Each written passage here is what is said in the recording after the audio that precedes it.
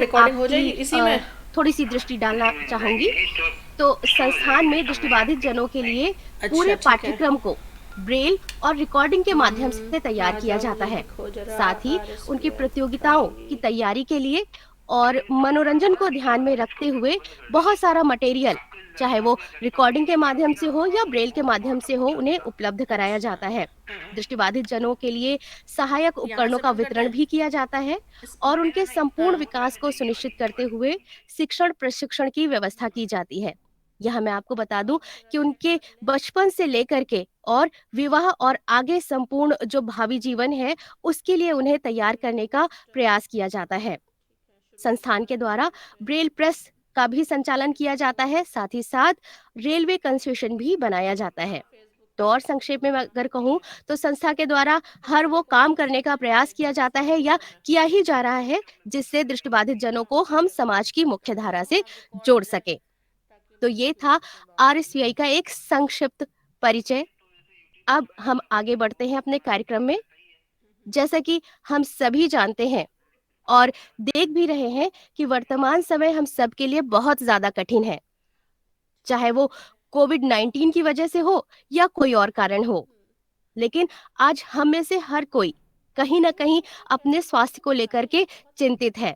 मेरी इस बात से आप सभी सहमत होंगे कि हर रोज़ हमें ये एक डर सताता है, अगर हल्की-सी छींक भी आ जाती है, तो हमें लगता है कि क्या हो गया? जबकि थोड़े समय पहले तक, 2 साल पहले तक ये एक नॉर्मल चीज़ हुआ करती थी, छींक आना, बुखार होना, ज़ुकाम होना, ये बहुत नॉर्मल चीज़ें होती थी, लेकिन आज ऐसा नहीं है। हम सब परेशान रहते हैं कहीं न कहीं, और हो भी क्यों ना, रोज-रोज स्वास्थ्य से जुड़ी हुई ऐसी बहुत सारी सूचनाएँ, ऐसे बहुत सारे समाचार हमारे सामने आते हैं, जिनसे ऐसी जो सोच है, नकारात्मक जो सोच है, वो हम सबके मन में उत्पन्न होती ही रहती है। मतलब स्वास्थ्य को लेकर के कोई अच्छी न्यूज़ मुझे नहीं लगता कि हाल-फिलहाल हमने कहीं सुनी होगी। सिवाय इसके कि ऐसा मत कीजिए, ऐसा मत जाइए, इम्यूनिटी बहुत कमज़ोर हो रही है लोगों की, और ये नकारात्मक प्रभाव हम सबके व्यक्तित्व पर पड़ रहा है।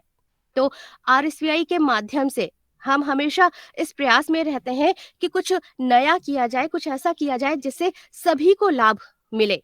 इसी उद्देश्य से आज हम इस कठिन समय में अपने स्वास्थ्य का ध्यान कैसे रखें, वो भी प्राकृतिक चिकित्सा और आयुर्वेद के माध्यम से, इस विषय पर एक परिचर्चा लॉयंस क्लब लखनऊ इंटेलिजेंसिया और आरएसवीआई के संयुक्त तत्वाधान में आपके लिए लेकर उपस्थित हुए हैं। हम सब आयुर्वेद और प्राकृतिक चिकित्सा से यूं तो बहुत अच्छे से परिचित है, जानते हैं, हम सभी ने नाम सुना है, क्योंकि ये हमारे लिए कोई नया शब्द या तरीका नहीं है स्वस्थ रहने का, कि प्राचीन समय से ही हमारे साथ है। अगर मैं बात करूं आयुर्वेद की, तो आयुर्वेद का मतलब ही दीर्घ आयु होता है। आयुर्वेद वास्तव में संस्कृत का एक शब्द है। मैं थोड़ा-सा इतिहास में जाना चाहूँगी, यहाँ आपको बता दूँ कि आयुर्वेद वैसे तो एक संस्कृत शब्द है, जिसमें एक शब्द आता आयुर, जब हम संधि विच्छेद करें आयुर्वेद का, तो आयुर्वेद आयुर एक शब्द मिलता है, जिसका मतलब होता है दीर्घ आयु, और वेद को अगर जोड़ें तो वेद का मतलब होता है विज्ञान, यानी कि जीवन का विज्ञान। तो ये बहुत समय से हमारे यहाँ पे एक ग्रंथ, जो हमारे 4 वेद हैं, उसमें भी एक वेद पूरा आयुर्वेद पर ही आधारित है। लेकिन बहुत बड़ी विडंबना है कि आज हम आधुनिकता और जल्दी के चक्कर में, वो कहते हैं ना, बहुत सारी दवाएँ ऐसी हैं जो बहुत जल्दी रिलैक्स करती हैं, बहुत जल्दी आराम देती हैं। तो उसके चक्कर में हम अपनी इस जो प्राकृतिक हमारी चिकित्सा है, जो हमारा मूल है, इसको पीछे छोड़ रहे हैं। जबकि दुनिया आयुर्वेद और प्राकृतिक चिकित्सा का लोहा मानती है और इसे अपनाने पर जोर देती है। तो आज बात इसी आयुर्वेद और प्राकृतिक चिकित्सा से जुड़े तथ्यों की। अब मैं आपका और ज्यादा समय ना लेते हुए आमंत्रित करती हूँ हमारी लॉयंस क्लब इंटेलिजेंसिया की अध्यक्ष लॉयन अंजू गुप्ता जी को, कि वो आए और हमारे आज के विशेष अतिथि और वक्ता को आमंत्रित करें। तो Anju Gupta ji, please. Thank you जी। मैं आपका लोयन बहुत बहुत अंजू गुप्ता, बताइए। President of Lions club intelligentsia, आप सबका इस वेबिनार में बहुत बहुत स्वागत करती हूँ। सबसे पहले मैं आपको इस अंतर्राष्ट्रीय संस्था के बारे में कुछ बताना चाहती हूँ, जिससे मैं इतने सालों से जुड़ी हुई हूँ। International association of lions club विश्व का नंबर 1 सर्विस एनजीओ है। ये संस्था 1917 में बनी थी और आज ये 210 देशों में है और 1.4 मिलियन इसके सदस्य हैं। लॉयंस क्लब समाज के उत्थान के लिए कार्य करते हैं। लॉयंस क्लब के सदस्य कई कामों को करते हैं, जैसे food for hunger, Covid care, पर्यावरण सुरक्षा, गरीब कन्याओं का विवाह आदि करवाते हैं। साथ ही में समाज के कम भाग्यशाली लोगों की मदद भी करते हैं। आज इसी श्रृंखला में कोविड केयर प्रोग्राम को लेकर हम यहाँ उपस्थित हुए हैं। आज जब कोरोना नामक बीमारी का कहर चारों ओर फैला हुआ है और इस समय हमारे सामने सबसे बड़ी चुनौती स्वास्थ्य के प्रति जागरूक होने की है, तो जागरूकता से ही इस भयंकर बीमारी से हम बच सकते हैं और इसके लिए इम्यून सिस्टम मजबूत होना बहुत जरूरी है। इस संबंध में आज हमारे साथ आप सभी को इस माहौल में इम्यून सिस्टम को आयुर्वेद और प्राकृतिक चिकित्सा के माध्यम से कैसे हम अपने आप को सुरक्षित रख सकते हैं, इसकी जानकारी देने के लिए हमारे समक्ष डॉक्टर मदन मोहन पांडे जी हमारे साथ जुड़े हुए हैं। डॉक्टर पांडे जी का कुछ परिचय मैं देना चाहती हूँ। डॉक्टर पांडे जी आत्मशोधन संस्थान के महामंत्री एवं निदेशक हैं। आप योग, प्राकृतिक चिकित्सा एवं हर्बल मेडिसिन के माध्यम से सबको लाभान्वित करते हैं। आप स्वास्थ्य शिक्षा एवं जीवन पद्धति कार्यक्रम के निदेशक भी हैं। इसके साथ ही आपको पिछले साल 2021 में नेचुरोपैथी रत्न अवार्ड से भी सम्मानित किया गया है। तो आइए मैं डॉक्टर पांडे जी से अनुरोध करती हूँ कि वो हमें अपने ज्ञान से लाभान्वित करें। डॉक्टर पांडे जी, आप यहाँ हैं? प्लीज। जी, जी आप लोग मेरी आवाज सुन पा रहे हैं? जी जी, धन्यवाद आप सभी का, जो आज के इस समसामयिक विषय के लिए आप सबने अपना अमूल्य समय निकाला। मैं डॉक्टर मदन मोहन पांडे, जो कुछ भी मेरा परिचय लायन अंजू गुप्ता जी द्वारा दिया गया है, वो निसंदेह किसी भी कार्यक्रम की प्राथमिक आवश्यकता है कि वक्ता का प्रारंभिक परिचय दिया जाए। लेकिन मेरा मानना सिर्फ यही है कि जो कुछ भी बताया गया वो परिचय मूर्त रूप में है, बीता हुआ कल है।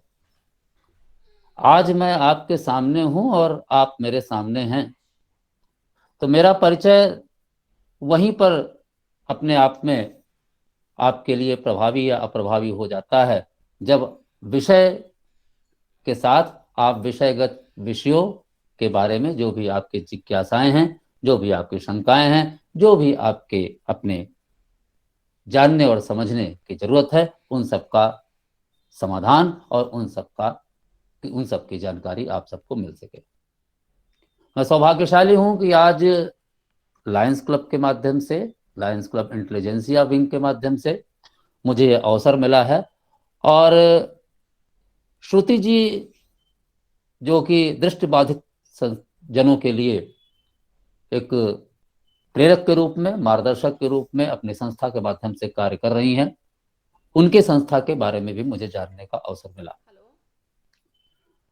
लायंस क्लब के बारे में जानता और सुनता बहुत पहले से रहा, लेकिन आज अंजू जी के माध्यम से मुझे ये जानने का सौभाग्य मिला कि 1917 से ये संस्था एनजीओ के माध्यम से विश्व के 210 देशों में 1.4 मिलियन सदस्यों के साथ प्रभावी रूप से कार्यरत है, समर्थ है, सक्षम है, क्रियाशील है।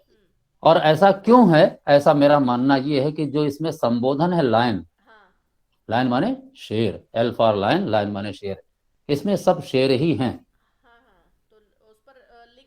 और शेर के बारे में यही होता है कि ऊर्जा से लबरेज रहता है, ओज और तेज से कहीं ना कहीं संपन्न रहता है।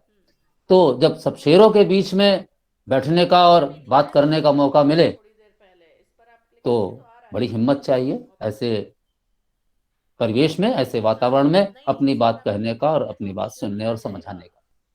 आज का विषय है कैसे बढ़ाएं इम्यूनिटी आयुर्वेद एवं प्राकृतिक चिकित्सा के माध्यम से। श्रुति जी ने जो अपना प्रारंभिक वक्तव्य दिया और अंजू जी ने जो अपनी बात रखी, उसके माध्यम से एक चीज तो समझ में आई कि हम सब जिस चीज को जानते हैं, समझते हैं, और जो नहीं जानते थे वो 2019 से जान गए कि हमें अगर जीना है तो जीने के लिए कुछ हमें ऐसे तौर तरीके अपनाने होंगे, कुछ ऐसी चीजें जाननी और समझनी होंगी जिन्हें हम जान करके अनजान बने हुए थे। कोविड की भयावहता ने एक प्रश्न चिन्ह खड़ा कर दिया हम सब के सामने, जनमानस के सामने, कि जिए तो जिए कैसे। सतयुग रहा, द्वापर रहा, त्रेता रहा, कलयुग रहा, और कलयुग का भी प्रथम चरण चल रहा है, और आज हम विक्रमी संवत 2021 से हट करके 2022 में प्रवेश कर चुके हैं। तो जीवन तो तब भी था, आदिकाल में भी जीवन था, और आज आधुनिक काल में भी जीवन है, आदमी जी रहा है। लेकिन जो बात कहने और समझने की है कि जब किसी को आशीर्वाद मिलता था तो कहते थे जीवेम शरदः शतम, 100 साल जिए, और आज वो एवरेज लाइफ जो है वो आदमी की घट करके 60 साल हो गई कहते हैं। और 2019 के जो भयावहता से, जिससे हम सब फर्स्ट फेज और सेकंड फेज से और अभी थर्ड वेरिएंट से जो भी हम लोग जो है रूबरू हुए हैं, उसमें तो कुछ पता ही नहीं है कि कब किसका जो है टिकट कटेगा, कब किसको जाना पड़ जाएगा, कब किसको कितने दिन के लिए कौन है। इस सत्यता को, जिसको कि हमारे कवियों ने कहा था कि पानी केरा बुदबुदा तस मानुस की जात, तो देखत ही छिप जाएगा जो तारा प्रभात। कितने लोगों को हमने आपने अपने इसी 2-2.5 साल के जीवन काल में अपने से विलग होते, अपने से दूर जाते हुए देखा। और भय और आशंका के बीच में जो एक उसकी टेक्नोलॉजी बनी, जो एक उसका कारक बना, उसको हमने नाम दिया कोविड-19। कोविड-19 एक वायरस जनित प्रकोप है, बहुत ज्यादा इसके बारे में बताने की आवश्यकता नहीं है, विषय पर आने की आवश्यकता है। उसने जो कुछ भी हमको एक गाइडलाइन दी, जो कुछ भी नसीहत दी, तो सिर्फ एक ही चीज बताई कि जानकारी ही बचाव है और बचाव ही निदान है। आप हम सब जानते हैं कि बहुत कुछ अभी किसी तथ्यात्मक जानकारी को लेकर के कोई ऐसा सटीक इलाज हमारे पास नहीं था। सिर्फ कुछ सिम्टोमेटिक ट्रीटमेंट के माध्यम से हमने फर्स्ट वेव, सेकंड वेव और अभी के थर्ड वेरिएंट को भी लड़ने के लिए अपने को तैयार कर रखा है। ICMR, WHO की जो भी गाइडलाइन समय समय पर आती रही, जो कुछ भी अनुभव रहे, उनसे हमने अपने जीवन को सुरक्षित किया। और हम सब सौभाग्यशाली हैं आज इस कार्यक्रम के माध्यम से जो लोग भी उपस्थित हैं कि कम से कम हम लोग जीवित हैं और हम लोग कहीं ना कहीं अपने आप में सक्षम जीवन यापन करने के लिए आज एक दूसरे का हाथ थाम करके आगे बढ़ने की इच्छा रखते हुए जीवंत हैं। जहां तक बात आई थी जीवन की, आयुर्वेद की, तो जहां से जीवन शुरू हुआ वहीं से आयुर्वेद शुरू हुआ, जहां से वेद शुरू हुए वहीं से पंचम वेद आयुर्वेद शुरू हुआ। लेकिन जैसा कि अभी श्रुति जी ने बताया कि आयु और वेद संधि विच्छेद करके आयुर्वेद की परिभाषा दी, तो आज के परिप्रेक्ष्य में और आयुर्वेद के दृष्टिकोण से जो आयुर्वेद की उपयोगिता, सार्थकता और उसकी आवश्यकता को सन्निहित करते हुए जो एक श्लोक इंगित करना चाहूंगा, उद्धृत करना चाहूंगा कि हेता हित सुखम दुखम आयुस्तस्य हिता हितम मानस्य तस्य यत्तुक्तम आयुर्वेदः स उच्यते। ये ऐसा वेद है, ये ऐसी विधा है, ये ऐसी जानकारी है जिसमें हमारे हित और अहित का ध्यान रखा गया है। क्या हमारे लिए हितकर है, क्या हमारे लिए अहितकर है, क्या हमारे लिए दुख का कारण बनेगा, क्या हमारे लिए सुख का कारण बनेगा। आयु के बारे में इन सब मानकों को ध्यान में रखते हुए जिस चीज का वर्णन किया गया है, उस वेद का नाम, उस विधा का नाम, उस ज्ञान शलाका का नाम आयुर्वेद है। आयुर्वेद के साथ एक शब्द और आज के विषय में जुड़ा हुआ है, प्राकृतिक चिकित्सा। अब बात ये आती है कि विकास की अवधारणा में एक बहुत छोटा सा प्रश्न आता है कि पहले मुर्गी बनी कि पहले मुर्गी का अंडा। अगर हम में से, आप में से किसी से पूछा जाए तो आदमी कहेगा पहले मुर्गी बनी, तो आदमी कहेगा भाई अंडा नहीं था तो मुर्गी कहां से बनी। आदमी कहेगा अगर अंडा बना तो कहने पहले ये बताओ कि अंडा कहां से आया जब मुर्गी नहीं थी। उसी तरीके से आयुर्वेद और प्राकृतिक चिकित्सा एक दूसरे के संपूरक हैं, एक ही दूसरे के अंदर समाविष्ट हैं। हम ये कह सकते हैं कि प्रकृति जहां से शुरू हुई वहीं से प्राकृतिक परिवेश शुरू हुआ, और उन प्राकृतिक संसाधनों से जुड़ करके जिस भी तरीके से मानव ने अपने कल्याण के लिए, अपने को स्वस्थ रखने के लिए जिन जिन उपायों का प्रयोग किया, उन प्राकृतिक संसाधनों का उपयोग और सदुपयोग किया, उसे ही प्राकृतिक चिकित्सा माना गया। और जीवन के साथ जहां वेद की उत्पत्ति हुई, जहां पंचम वेद आयुर्वेद का हुआ, जहां पर सुश्रुत ने, चरक ने अपने भाष्य में जीवन जीने की कला का और जीवन जीने के विधान का, निदान का जहां पर वर्णन किया, वहां से उसको हम आयुर्वेद मानते। तो आयुर्वेद और प्राकृतिक चिकित्सा एक दूसरे के उपांग हैं। हाँ, वर्तमान परिवेश में जो आयुर्वेद के पठन पाठन की प्रक्रिया है, उसमें ये जरूर था कि जब सन 1978 से पहले प्राकृतिक चिकित्सा विषय और चिकित्सा पद्धति अलग से नहीं वर्णित थी, नहीं उद्धृत थी, तब पंचकर्म नाम से एक विषय आयुर्वेद के विद्यार्थियों को पढ़ाया जाता था। सब रोगों की एक दवा, मिट्टी, पानी और हवा। हमारे बीच में हम एक ही साक्षात देव उपस्थित हैं, सूर्य। हमारे बीच में एक ही भूतत्व उपस्थित है, आकाश तत्व उपस्थित है, अग्नि तत्व उपस्थित है। और पंच महाभूत सिद्धांत के आधार पर मनुष्य का शरीर 5 चीजों से निर्मित है। महाभूतानि खम वायु अग्नि आपः क्षितिज तथा। अग्नि, आकाश, वायु तत्व से निर्मित यह मानव शरीर, इन्हीं के विषमता से कहीं ना कहीं रोगग्रस्त होता है, ऐसा प्राकृतिक चिकित्सा विज्ञान मानता है। एक आवश्यकता बनी, आयु जितनी हमारी है, जो हमें ईश्वर प्रदत्त हमें जीवन मिला है, उस जीवन को हम कैसे जीते हैं, किस तरीके से जिए कि वो समर्थ और सक्षम जीवन के रूप में परिणित हो पाए, इस चीज के लिए हमेशा एक जिज्ञासा रही, हमेशा एक कहीं ना कहीं इस चीज के लिए कुतूहल रहा मनुष्यों में। और अलग अलग समय काल में, अलग अलग परिस्थितियों में, जो भी जिस तरीके की देश काल परिस्थिति वातावरण थी, मनुष्य ने अपने जीवन के लिए अपने आयाम स्वयं निर्धारित किए कि हम जीवेम शरदः शतम, हम 100 साल कैसे जिए। आज की परिस्थिति में, आज के वातावरण में जो दुविधा है वो यही है कि जिए तो जिए कैसे। हम सब जी रहे हैं, और जीवन को जीना सिर्फ खाना पीना और सोना ही अगर मान लिया जाए तो जी रहे हैं। लेकिन अगर उससे अलग हट करके भी कुछ हमारे जीवन के अपने लक्ष्य हैं, कुछ अपने हमारे उद्देश्य हैं, कुछ जीवन को सार्थक करने की ललक है, जिज्ञासा है और आवश्यकता हमको महसूस होती है, तो उस जीवन को कैसे जिए ये जानना बहुत जरूरी हो जाता है।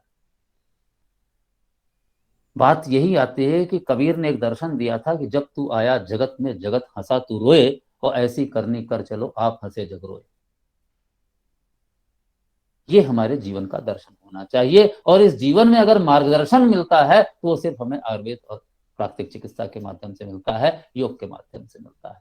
जितनी सांसें हम लिखा के आए हैं, उतनी सांसें हमारी सक्षम रहें, स्वस्थ रहें, और हम अपने पूरी आयु को जी पाए, इस चीज के लिए हमें प्रयासरत होना है।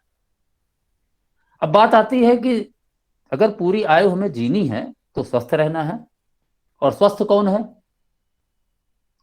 इस विषय में जब हम जाते हैं तो आयुर्वेद का आरोग्य प्रकाश कहता है कि सम दोष।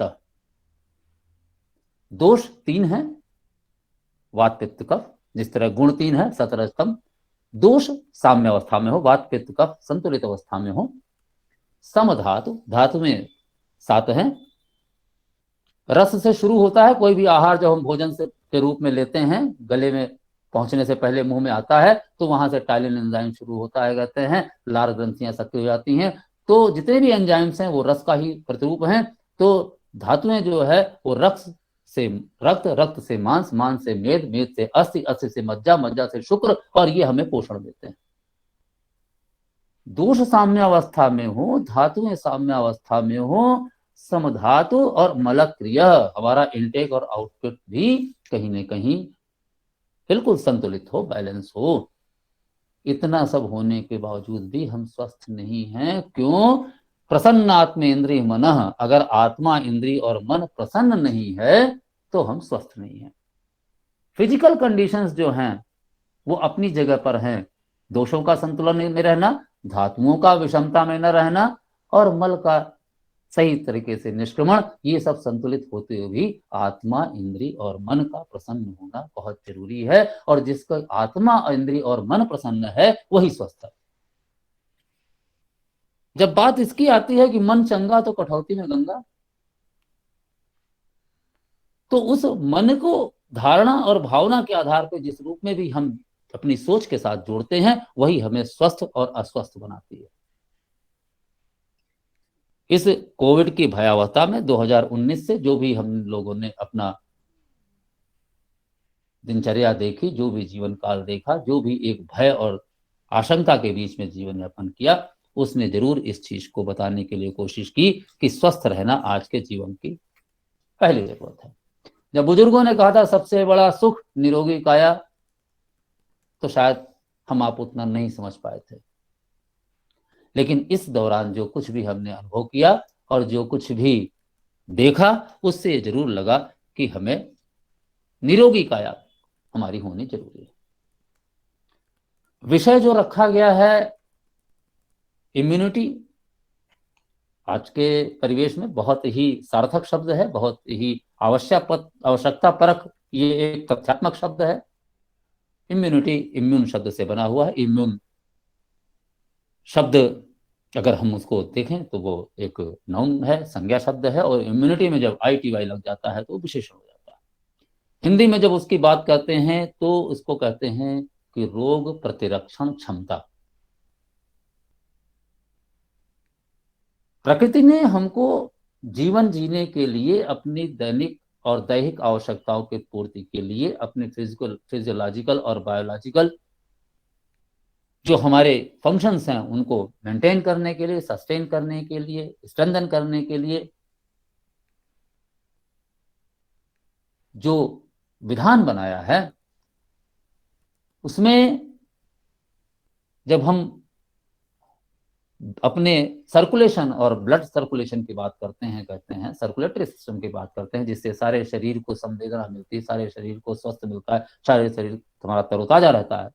उस रक्त प्रवाह में हमारे डिफरेंशियल ल्यूकोसाइट काउंट जो होते हैं, जो श्वेत रुधिर कणिकाएं हैं, उनके बीच में जो डिफरेंशियल ल्यूकोसाइट काउंट में लिम्फोसाइट्स हैं, उनके वो रोग से लड़ने का काम करती हैं, और उन लोगों से लड़ने की क्षमता हमारे शरीर में पर्याप्त रहे, वही क्षमता हमें इम्यूनिटी रूप में जानने और पहचानने के लिए मार्गदर्शित करती है। वही दूसरे शब्दों में रोग प्रतिरोधक क्षमता कही जाती है अथवा इम्यूनिटी कही जाती है। जीवनी शक्ति सबकी अलग अलग होती है। जिस तरीके से 2 हाथ, पैर, आंख, नाक, कान, एक दिल, एक फेफड़ा, 10 उंगलियां हाथ में, 10 उंगलियां पैर में, हम सबके हैं। लेकिन फिर भी किसी को काला रंग पसंद है, किसी को नीला रंग पसंद है, किसी को बैगन पसंद है, किसी को करेला पसंद है, किसी को वेजिटेरियन डाइट पसंद है, किसी को नॉन वेजिटेरियन डाइट पसंद है। उसी तरीके से हर व्यक्ति की, हर जीव की, हर जीवनधारी की जीवनी शक्ति भी अलग अलग तरीके से उसके जेनेटिक इफेक्ट के कारण से होती है, जो उसके पूर्वजों के द्वारा उसे प्राप्त होती है। लेकिन उस जीवनी शक्ति को प्रभावी बनाए रखना, उस जीवनी शक्ति को संचरणशील, गतिशील बनाए रखना, उपयोगी बनाए रखना, ये हमारे अपने ऊपर निर्भर करता है कि हम उसकी प्रतिरक्षण क्षमता, अपनी जीवन शक्ति की प्रतिरक्षण क्षमता को कितना संरक्षित कर पाते हैं, कितना संवर्धित कर पाते हैं। जब हम इम्यूनिटी की बात करते हैं तो बहुत ज्यादा हम साइंटिफिक टर्मिनोलॉजी में नहीं जाना चाहते हैं, लेकिन फिर भी एक जानकारी के लिए हम बता दें कि एक इनेट इम्यूनिटी कही जाती है, कहते हैं, जो कि तात्कालिक होती है, दीर्घकालिक नहीं होती है, समय के साथ, परिवेश के साथ, वातावरण के साथ हमारे शरीर को प्रभावित बनाती है। सामान्यतः ये इनेट इम्यूनिटी पशुओं में, वनस्पतियों में प्रभावी रूप में होती है। एडिटिव इम्यूनिटी जो दूसरी होती है वो स्थायी रूप में दीर्घकालिक होती है और विशिष्ट रोगों के उत्पत्ति में या संक्रमणकालीन रोगों के उत्पत्ति में रोगों से लड़ने के लिए हमें कहीं ना कहीं प्रेरित करती है, समक्ष बनाती है, सक्षम बनाती है और हमारी सुरक्षा करती है। मानव जाति में, विशेषकर वर्टिब्रेट्स में, ये विशेष रूप से प्रभावी होती है। मेरा अपना मानना है कि ये जो इम्यूनिटी के विषय में हम चर्चा कर रहे हैं, जीवनी शक्ति के बारे में, रोग प्रतिरोधक क्षमता, रोग प्रतिरक्षण क्षमता के बारे में जो बात कर रहे हैं, जब उसके कारण पर हम जाना चाहते हैं और उसके कारण को देखते हैं, तो मेरा अपना जो अब तक का अनुभव है वो ये है कि 50% हम मन के, मनोबल के गिरने से अपनी रोग प्रतिरोधक क्षमता को प्रभावित कर लेते हैं और लगभग 50% कारण ऐसे हैं जिसमें कि हमारे आहार और विहार की भूमिका होती है। नेचुरोपैथी जब डिजीज की बात करती है तो उसकी एक परिभाषा है कि wrong feeding, wrong living and wrong thinking is a cause of disease. हमारे शरीर में रोग की उत्पत्ति जो होती है वो गलत खान पान से, गलत रहन सहन से और गलत चिंतन से होती है। आहार विहार इसी शब्द को ले ले कि जब ये विकृत होते हैं, ये परिष्कृत नहीं रहते हैं, ये शुद्ध नहीं रह पाते हैं, तो हमारी रोग प्रतिरोधक क्षमता प्रभावित हो जाती है। ऐसा लोगों का मानना भी है और ऐसा लोगों को कहते सुना भी मैंने कि जब ये कोविड-19 का इफेक्ट 2019 से प्रभावी हुआ, पहला चरण आया, तो जो जो उसके बचने के तरीके और जो जो उसके बचाव के माध्यम बने, उन सब ने कहीं ना कहीं हमको प्रेरित किया कि हम अपनी पुरानी संस्कृति की ओर लौटे। हाथ धोना हमारे एक संस्कार में, हमारी संस्कृति का एक अंग था। कहीं से बाहर आने पर पैर धोना, शरीर के पर जो वस्त्र हैं, जो बाहर से आए हैं, उनको उतार करके दूसरे वस्त्र पहनना, शुद्धता का ध्यान रखना, ये हमारे संस्कार में था, ये हमारे आचरण में था, ये हमारे विचारधारा में था, ये हमारे पूर्वजों ने हमें बताया था। भक्ष्य और अभक्ष्य का ध्यान रखना, पाच्य और सुपाच्य का ध्यान रखना, घर का खाना खाना, बाहर का न खाना, इन सब चीजों का जो विधान था, उन सब चीजों को हम जहां एक ओर भूल चुके थे, वहां हमको कोविड के इस दौर में, इस पिछले 2.5 साल के अंतराल में ये सब चीजें अनुपालन करने के लिए न सिर्फ अपने आप को जो है वो जानकार बनाना पड़ा, बल्कि उसके लिए समर्पित भी करना पड़ा। क्यों? क्योंकि इससे बचने का एक ही तरीका था, जानकारी ही बचाव है। तो बात सिर्फ इतनी है कि जो अपनी परंपराएं, जो हमारी मान्यताएं थी, जो हमारे जीवन दर्शन थे, जो मानक थे, उनको जब हमने उनकी अवहेलना की, हमने उनको कहीं पर भुला दिया और हम अति आधुनिक हो गए। किस चीज के लिए? कि हमने अपने जीवन शैली को बदल लिया। तो जीवन शैली को जब बदल लिया, जितनी ही जीवन शैली हमारी जो है शॉर्ट एक्टिंग हो गई, फास्ट हो गई, उतना ही हमारी रोग प्रतिरोधक क्षमता घटने लगी। ऐसा अनुभव और ऐसा एहसास हमको इस कोविड फेज के दौरान सबको हुआ। पहले भी ऐसा होता था, ऐसा नहीं है। रोग प्रतिरोधक क्षमता के बारे में जो पैथोलॉजिकल टेस्ट थे, जो कहीं पर रोगी होने पर हमें जानकारी के लिए जब हम किसी चिकित्सक के पास जाते थे, तो जो हमारा जो है डिफरेंशियल ल्यूकोसाइट काउंट टेस्ट होता था, उन सब चीजों से, उन चीजों के कारण के निवारण के लिए हमें एंटीबायोटिक्स दी जाती थी, आज भी दी जाती है। आयुर्वेद की पद्धति में, यूनानी पद्धति में भी कहीं ना कहीं संशोधन चिकित्सा की बात थी, उसके बाद संशमन की बात थी। लेकिन पिछले समय काल में जो एक सामाजिक जन चेतना का जो एक विषय बन गया, सबके जानने और सबके अपनाने की जो आवश्यकता पड़ गई कि साहब अपनी रोग प्रतिरोधक क्षमता को हमें कहीं ना कहीं स्वस्थ और समर्थ बनाए रखना है।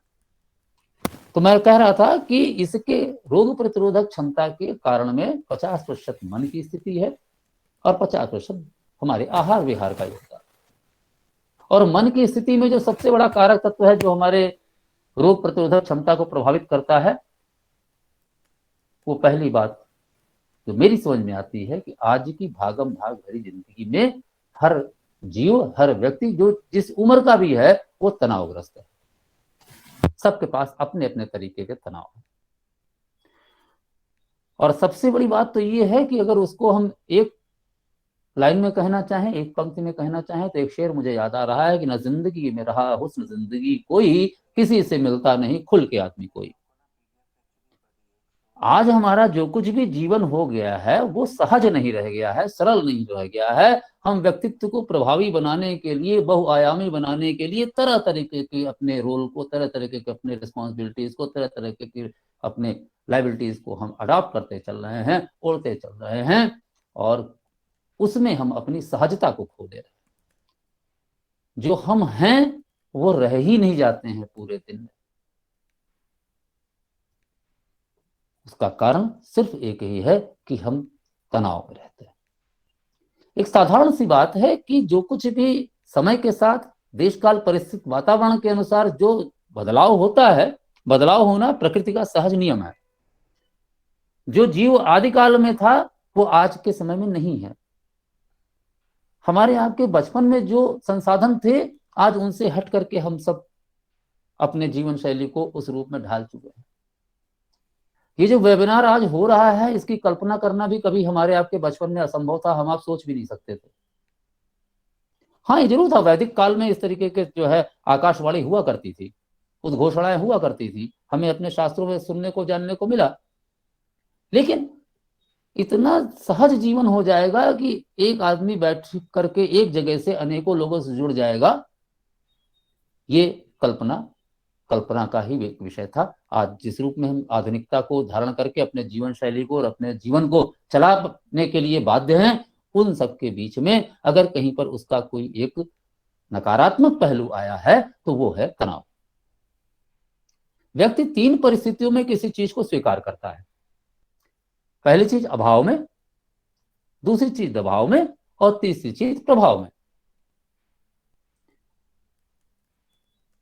ये 3 ही कारक हैं, इन्हीं परिस्थितियों में किसी भी बदलाव को हम स्वीकार करते हैं। जिन परिस्थितियों में भी हमने अपनी जीवन शैली को बदला, आधुनिक हुए, उस पर बहुत ज्यादा अभी मैं गहराई में नहीं जाऊंगा, लेकिन फिर भी संक्षेप में इतना कहूंगा कि जो हमने अपने रहन सहन में, आचरण विचार में परिवर्तन किए, उन आचरण विचार और उन बदलाव के कारण से हमारे मन में जो एक तनाव बचता है, जो एक स्ट्रेस फैक्टर आता है, वो हमारे मन को प्रभावित करता है। और मन के प्रभावित होने से जब मनोबल गिरता है तब हमारा रोग प्रतिरोधक क्षमता भी हमारी उसी हिसाब से घटती है। एक साधारण सी बात है कि अगर हम ये सोचें कि हम कभी अपने को अगर आवेश में पाएं, गुस्से में पाएं, हालांकि ऐसा होता नहीं है, लेकिन फिर भी अगर थोड़ा सा ध्यान दें कभी,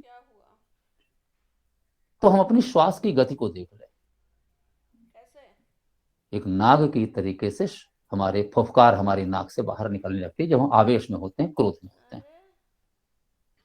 तो जो वो गर्माहट है, अगर कभी उसको अनुभव किया है तो अच्छी बात है, नहीं किया है तो कभी करके देखिएगा कि आवेश में, गुस्से में अगर हम फुफकार रहे हैं, हमारे श्वास की गति तीव्र हो गई है और उसमें दाहकता है, उसमें गर्माहट है, तो उस फुफकार का कहीं ना कहीं तो एक्सोथर्मिक रिएक्शन होगा।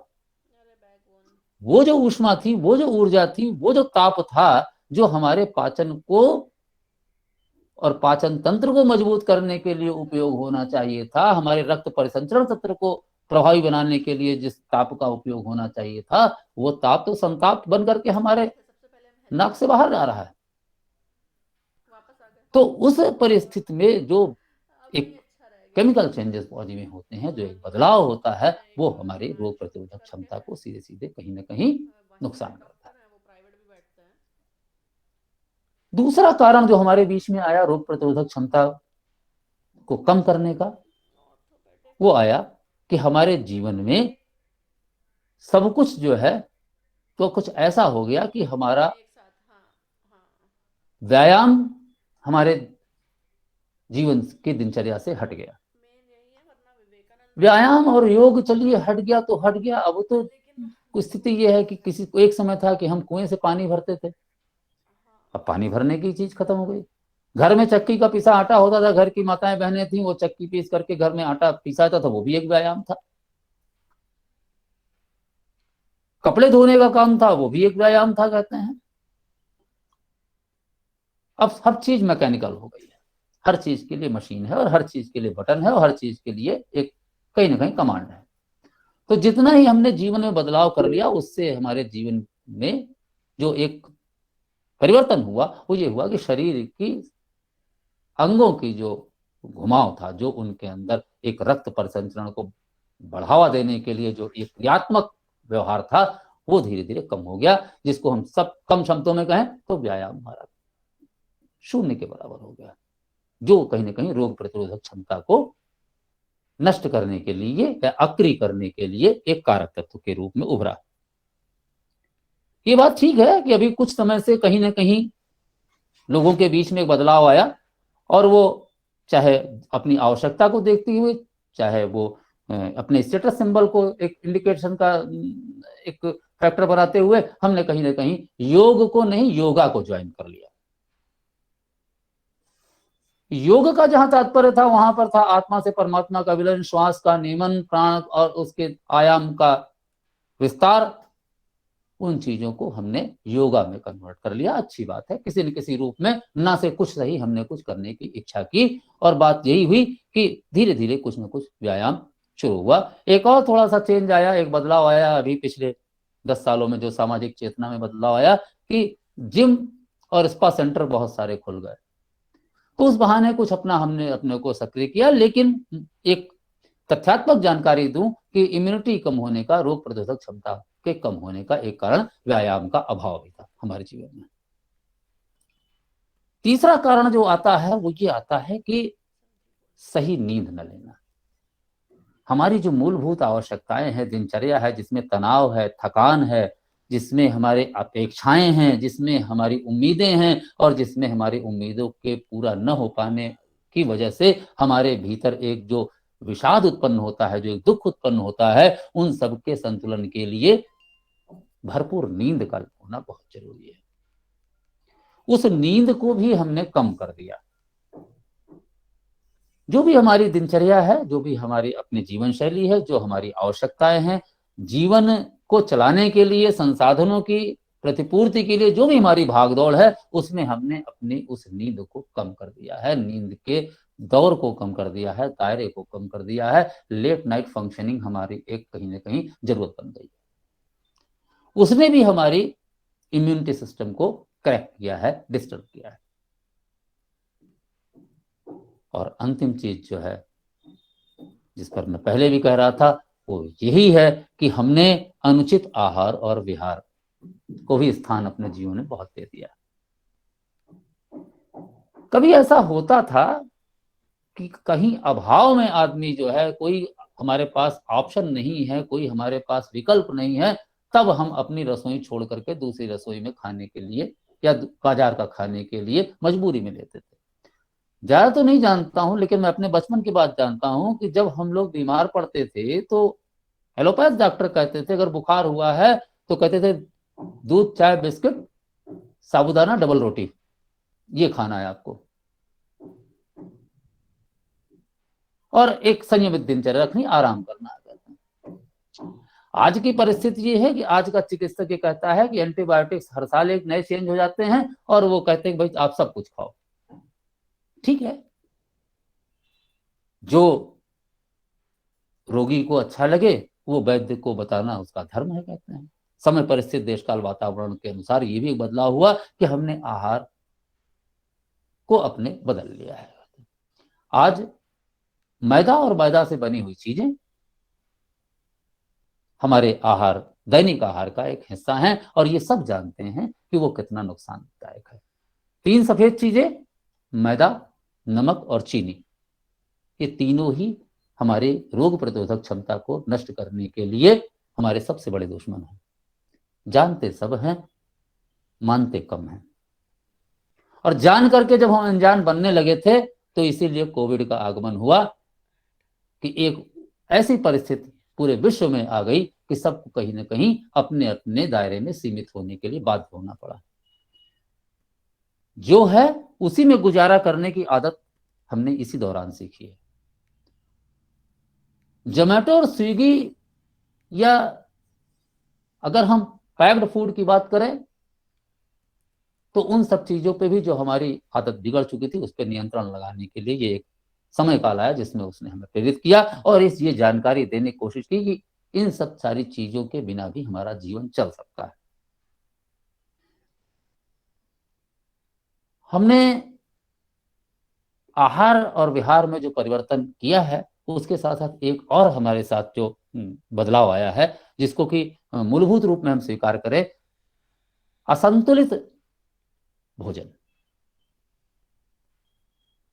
हम अच्छी तरह जानते हैं और इसको मानते भी हैं कि अगर हमारे गले के नीचे कोई भी आहार एक बार उतर गया है, आहार उसी कहते हैं जो गले से नीचे उतरता है, अहिते गलात तदोनीते तदि आहार, जो गले के नीचे उतरे वो आहार है, और वो आहार कहीं ना कहीं भोजन के रूप में भी परिभाषित किया जाता है। तो हम एक बार में जो भी हमें खाना है, सामान्यतः यही होता है कि हम अपने, मान लीजिए अपने ऑफिस के लिए निकल रहे हैं, घर से अपना ब्रेकफास्ट लेकर के चले, अपना टिफिन लेकर के चले, पहुंचने के बाद या रास्ते में कहीं भी किसी भी वजह से हमें किसी से मिलना पड़ा या ऑफिस में पहुंचे, तो 11 बजे हमको 1-2 बिस्किट और एक चाय, हमारे यहाँ एक ट्रेडिशनल, हमारे यहाँ एक वो है, वो सर्व होता है।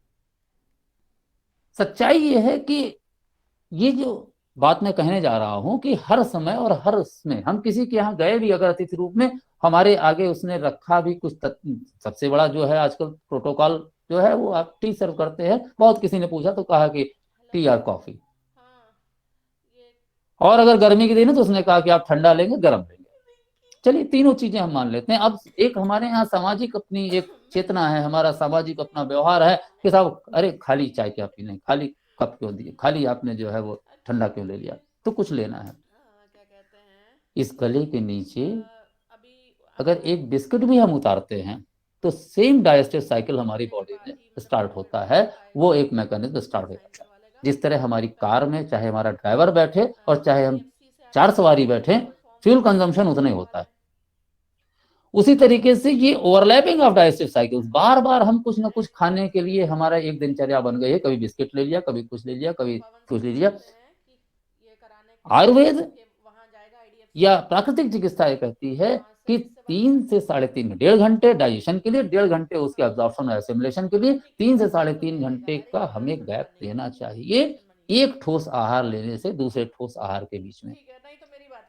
हम कुछ ना करें, अगर यही हम एक चीज अपने मन से, विचार से, अपने जीवनचर्या में हम एक पालन करना शुरू कर दें कि कोई भी ठोस आहार लेने के बाद, एक भोजन लेने के बाद, चाहे वो हम नाश्ता लें, चाहे हम दोपहर का भोजन लें, चाहे शाम का भोजन लें, बीच में हम कोई ठोस आहार नहीं लेंगे, तो शायद यही एक जो है ओवरलैपिंग ऑफ डाइजेस्टिव साइकिल्स को हम बचा करके अपनी रोग प्रतिरोधक क्षमता को कहीं ना कहीं और ज्यादा प्रभावी बना सकते हैं, और कहीं ना कहीं अपने को हम सक्षम और समर्थ बना सकते हैं। ये एक मेरा अपना था कि ये कारण तनाव, व्यायाम का अभाव, सही नींद का न लेना, अनुचित आहार, असंतुलित भोजन। हम ये नहीं कह सकते हैं कि नहीं, आज के जमाने में जो चीजें हैं, जो भी कुछ सुलभ है भोजन के रूप में, जो भी उपलब्ध है, वो नहीं खाना चाहिए। खाने और ग्रहण करने के पीछे सिर्फ इतना ही नहीं है कि हम उसको बिल्कुल उसका बहिष्कार कर दें, लेकिन ये है भरसक कोशिश ये करनी चाहिए जो हमारे लिए नुकसानदायक है, जो हमारे लिए अपाच्य है, जो दुष्पाच्य है, उन भोजन को, उन परिस्थितियों को हम जितना बचा सके उतना बचाएं तो बेहतर होगा, और रोग प्रतिरोधक क्षमता हमारी स्थिर रहेगी, प्रभावी। बात फिर आती है कैसे बचें। तो एक तो मैंने अभी आपको ये बताया कि साहब हम भोजन के बीच में, भोजन अंतराल के बीच में जो टाइम गैप है उसको हम अपने डेली रूटीन लाइफ में रोग प्रतिरोधक क्षमता बढ़ाने के लिए हम 3 से 3.5 घंटे का गैप रखें, ठोस आहार ना लें। दूसरी बात क्या है कि इस दौरान हम सिर्फ लिक्विड कोई भी इंटेक ले सकते हैं। हम मट्ठा है, छाछ है, पानी है, गर्म पानी है, नींबू पानी है, शिकंजी है, फलों का जूस है, सूप है, ये सब चीजें जो लेते हैं इससे हमारा इलेक्ट्रोलाइट बैलेंस मेंटेन रहता है, इससे शरीर को पोषण मिलता रहता है, लेकिन आंतों पर हमारा दबाव, उस पर अतिरिक्त दबाव नहीं आता है, जिससे हमारा रक्त परिसंचरण प्रभावी रहता है और रोग प्रतिरोधक क्षमता हमारी वृद्धि की ओर रहती है, सक्षम और समर्थन बने रहते हैं। एक और चीज हमने अपनी दिनचर्या में खो दी है, कोशिश करें कि किसी न किसी रूप में हम उसे करें कि जब हमारे अपने इंडिपेंडेंट हाउसेस हुआ करते थे तो किसी न किसी बहाने हम थोड़ा बहुत धूप ले लिया करते थे, या गली मोहल्ले में रहते थे तो कहीं ना कहीं किसी न किसी बहाने से हमें जो है वो धूप मिलती थी।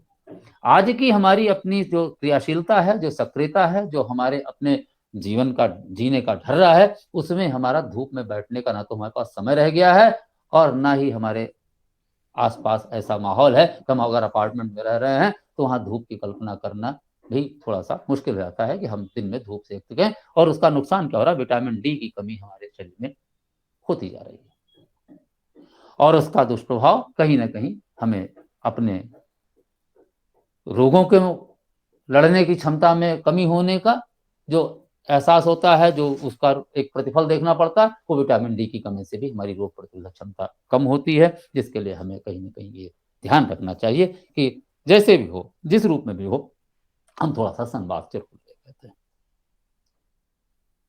एक चीज और है, कहते हैं कि पिछले बीते दौर में और पद्धतियों के बारे में तो उतना नहीं है, लेकिन मॉडर्न मेडिसिन एलोपैथी के बारे में ये है, कहते हैं कि थोड़ी बहुत सबको जानकारी है। केमिस्ट से पूछ करके दवा लेने की आदत हमारी है कि हम डॉक्टर के पास जाएं, लाइन लगाएं, उतनी देर बैठें, उससे पूछें, वो पर्चा लिखे फिर लें। उससे अच्छा है सेल्फ मेडिकेशन भी हम करने लगे, और सेल्फ मेडिकेशन भी एंटीबायोटिक्स का भी अब काफी कुछ कॉमनली यूज होने लगा है, एक ट्रेंड हो गया है। तो एंटीबायोटिक्स का जो कहीं ना कहीं इनटेक है, उसको हम बिना जाने समझे और बिना उसकी पूरी जो है वो आवश्यकता को समझे, जो इस तरीके से अपने सेल्फ मेडिकेशन के तहत जो करने लगते हैं, उससे ओवरडोजेज ऑफ एंटीबायोटिक्स या अनवांटेड इनटेक ऑफ एंटीबायोटिक्स भी कहीं ना कहीं हमारी रोग प्रतिरोधक क्षमता को प्रभावित करता है। हमें इससे ही बचना चाहिए। और एक और खास बात है, कहते हैं कि जब हम अपने जीवन शैली में बदलाव की बात करते हैं तो जो कॉफी और चाय का हमारे जीवन में महत्व बढ़ गया है, प्रयास करें कि हम उसकी जगह पर ल्यूकवार्म वाटर लें, लेमन जूस लें, ग्रीन टी लें, तो शायद वो हमारे लिए ज्यादा प्रभावी होगी। जो एक टैनिक एसिड जो चाय की पत्ती के कारण से और कैसीन जो दूध के कारण से जो उसका एक कॉम्बिनेशन होता है जो हमें नुकसान करता है, उस चीज से हम बच सकते हैं और अपने दैनिक जीवन में हम अपनी रोग प्रतिरोधक क्षमता को बढ़ा सकते हैं। एक और स्टेटस सिंबल है जो हमारे सोशल लाइफ में बहुत ज्यादा इस समय कॉमन है, intake of liquor. Intake of liquor and regular intake of liquor जो हमें एडिक्ट कर देता है, तो ये स्मोकिंग और इनटेक ऑफ लिकर जो है वो कहीं ना कहीं हमारी रोग प्रतिरोधक क्षमता को प्रभावित करता है। कोशिश की जाए अगर बच सके तो इससे भी बचने का प्रयास करना चाहिए, क्योंकि रोग प्रतिरोधक क्षमता को नष्ट करने में भी ये एक कारक तत्व है, तो बताना हमारा धर्म है। इन सब चीजों से बचने के साथ साथ जो सबसे बड़ी चीज है जिसको हमने अपनी जिंदगी में खोया, जहां से हम शुरू हुए थे, हमने कहा था तनाव, और उस तनाव का एक जो हमारे रोजमर्रा की जिंदगी में जो असर है वो ये है कि हम हंसना भूल गए हैं। जब बुजुर्गों ने एक नियम बनाया था कि आधा पेट भोजन, दूना पानी, तिगुन काज, चौगुन हंसी और बरिस 125 जीव, जितना भोजन करिए उसका दुगना पानी पीजिए, तिगुना काम कीजिए, चौगुना हंसिए। हम हंसना ही भूल चुके हैं। और बात इतनी है कि हमें गैरों से कब फुर्सत, तुम अपने गम से कब खाली, चलो बस हो चुका मिलना, न तुम खाली न हम खाली। मैं आभारी हूं कि इस तरीके के वेबिनार के माध्यम से कम हम आप एक दूसरे से रूबरू तो हो रहे हैं, एक दूसरे के चेहरे को देख रहे हैं, एक दूसरे के बारे में जान रहे हैं, एक दूसरे का दुख सुख पूछने के लिए और एक दूसरे का सुख बढ़ाने के लिए चिंतित तो हैं। लेकिन आम आदमी की जिंदगी में जो रोग प्रतिरक्षण क्षमता को घटाने का, कम होने का जो कारक तत्व है, वो सबसे बड़ा यही है कि हम हंसना भूल गए। और इसीलिए अब हास्य योग की जरूरत पड़ती है। जो हमारी योग कक्षाएं हो रही हैं, जहां कहीं भी लोग हैं पार्क में जॉगिंग करते हुए, मॉर्निंग वॉक करते हुए, वो हंसने के लिए मजबूर है।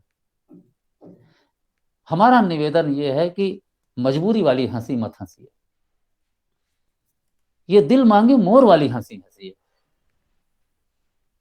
मन है और मन को इस सहारे मत छोड़ दिए कि कल भी मन अकेला था, आज भी अकेला है, जाने मेरी किस्मत ने कैसा खेल खेला है। हर चीज में किस्मत को दोष देना अच्छी बात नहीं है। ईश्वर ने हमको जन्म दिया है, ईश्वर ने हमको सक्षम समर्थ मानव के रूप में जन्म दिया है, हमको बचपन जीने का हक दिया, हमको जवानी पार करने का हक दिया। तो इस चौथे पर में आकर के या किसी भी उम्र के दौर में हम अपनी किस्मत को कोस करके और ये पश्चाताप ना करें कि क्या बताएं, अफसोस हम होंगे। हम फिर आपसे ये कहेंगे कि ये जिंदगी के मेले दुनिया में कम न होंगे, अफसोस हम न होंगे। हम आप रहेंगे नहीं रहेंगे, ये धरा धाम और धरती चलती रहेगी। लेकिन बस इतनी ही बात है कि जितने दिन का जीवन है, जिस रूप में भी जीवन मिला है, उसको हम प्रभाविकता के साथ जिए, अभाव और तनाव के साथ ना जिए। जितना है उसमें ही जो प्राप्त है उसको पर्याप्त मान करके जिस दिन जीवन जीने का दृष्टिकोण हमारा बदल जाएगा, शायद हमारी रोग प्रतिरोधक क्षमता भी उसी प्रभाव के कारण से परिवर्तित हो जाएगी। क्या खाएं, आयुर्वेद की जहां तक बात है, वनौषधि की बात है, तो कुछ चीजें आप लोग स्वयं में जानते हैं जो नहीं जानते थे। पिछले 2.5 साल में काढ़ा पी पी करके सब लोग जान गए हैं।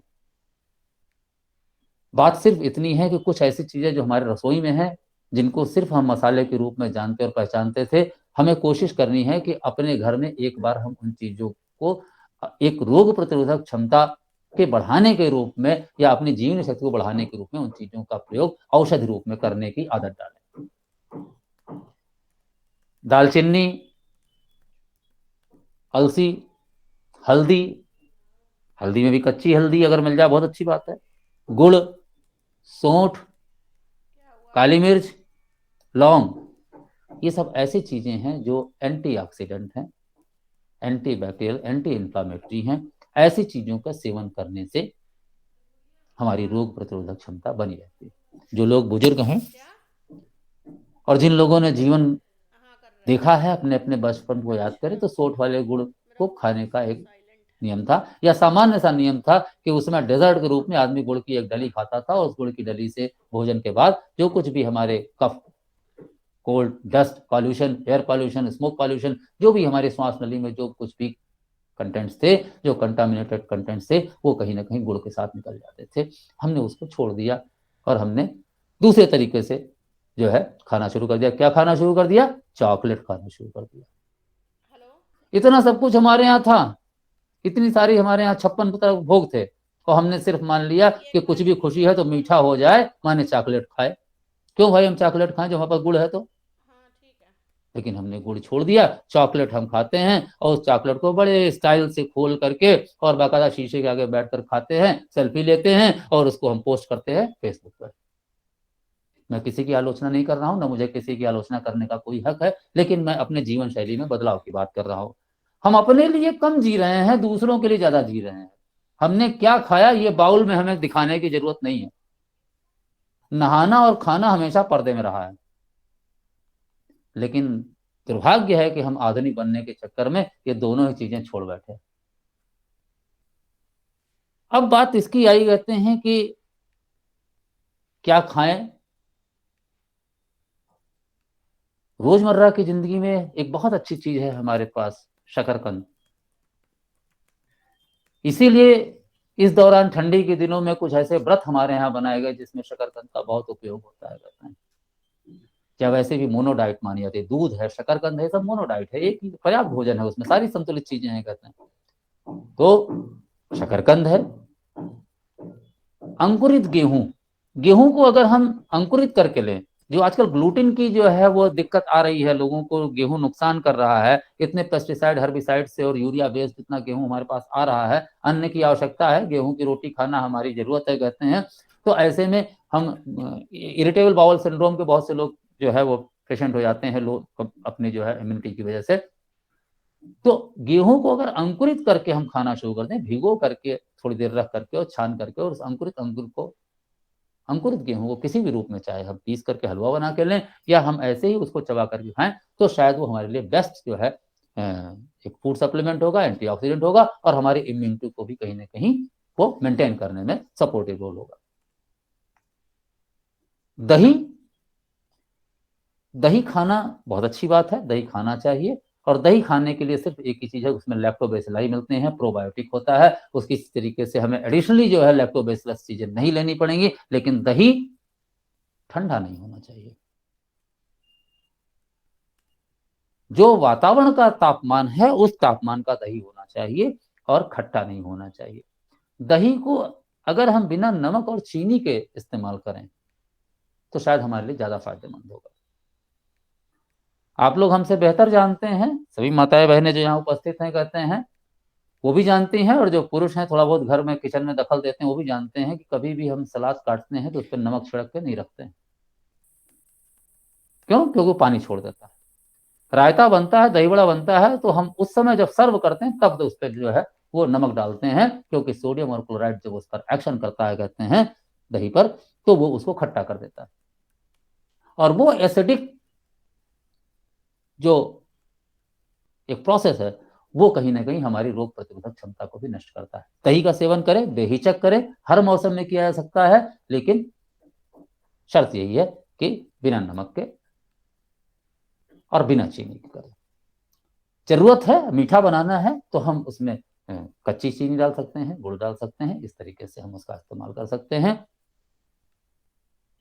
कोशिश यही करें कि साइट्रस फ्रूट, सीजनल फ्रूट्स, जो भी जिस मौसम में जो भी उपलब्ध है उसको जरूर खाएं। रोग प्रतिरोधक क्षमता को सहज रूप में, प्राकृतिक रूप में, अथवा वनौषधि के या वनस्पति के रूप में, आयुर्वेद के अगर दृष्टिकोण देखें तो भी हमें उन चीजों का, उन सब्जियों का, उन फलों का सेवन जरूर करना चाहिए, भरपूर करना चाहिए, जो जिस मौसम में उपलब्ध है। ओमेगा 3 की आजकल बड़ी डिमांड है। ओमेगा 3 कैप्सूल्स भी आ गए हैं वाइटलिटी को और कहीं ना कहीं इम्यूनिटी को इम्प्रूव करने के लिए। तो मेरा एक सुझाव है कि ये ट्रांस फैट जो हम लोगों ने, जिसको रिफाइंड ऑयल और जिसको जो है वो तरह तरीके के जो हमारे पास उपलब्ध है ब्रांड है, ये सफोला है, ये राइस ब्रांड है, ये गोल्ड है, ये प्लेटिनम है, हम सीधे सीधे सहज रूप में आए हमारे दैनिक दिनचर्या में इन पास जो प्रोसेस्ड जो फूड है उनका हम जो है इग्नोरेंस करें, उनको बचाएं, और जो रिफाइंड ऑयल है हम नेचुरल ऑयल यूज करें, कहते हैं, वो हमारे लिए ज्यादा अच्छे होंगे, कहते हैं। उसमें हमें ओमेगा 3 मिलेगा। अलसी का तेल, महुआ का तेल, तिल का तेल, सरसों का तेल, ये जो प्राकृतिक रूप में जिस रूप में हमारे सामने है, जितना हो सके उतना प्रयास करना चाहिए, उतना जानना चाहिए। तो ये थी हमारी संक्षेप में आज की वार्ता और विषयगत वार्ता के संबंध में चर्चा।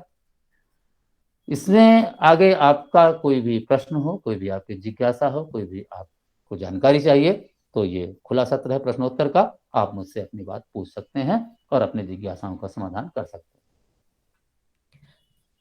जी बिल्कुल। मैं आप सभी को आमंत्रित करना चाहती हूँ कि डॉक्टर साहब ने बहुत ही महत्वपूर्ण जानकारियां दी हैं। तो अगर आप में से किसी के भी कोई सवाल है, आप पूछना चाहते हैं, कोई जिज्ञासा है, तो कृपया पूछ लीजिए।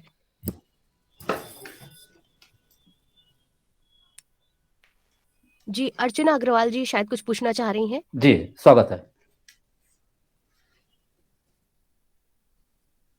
जी मैडम, पहले अनम्यूट कीजिए अपना माइक।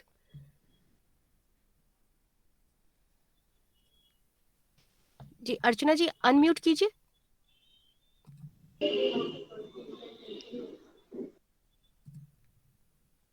आपकी आवाज हम तक नहीं पहुंच रही अर्चना जी, अनम्यूट कीजिए अपने आप को, माइक अनम्यूट कीजिए।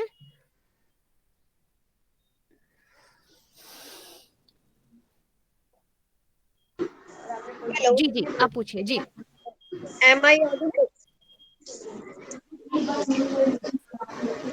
जी अर्चना बहुत जी। बहुत और सबसे पहले धन्यवाद तो अंजू जी को, उन्होंने ये वेबिनार ऑर्गेनाइज कराई और हम सबको इसका लाभ लेने का,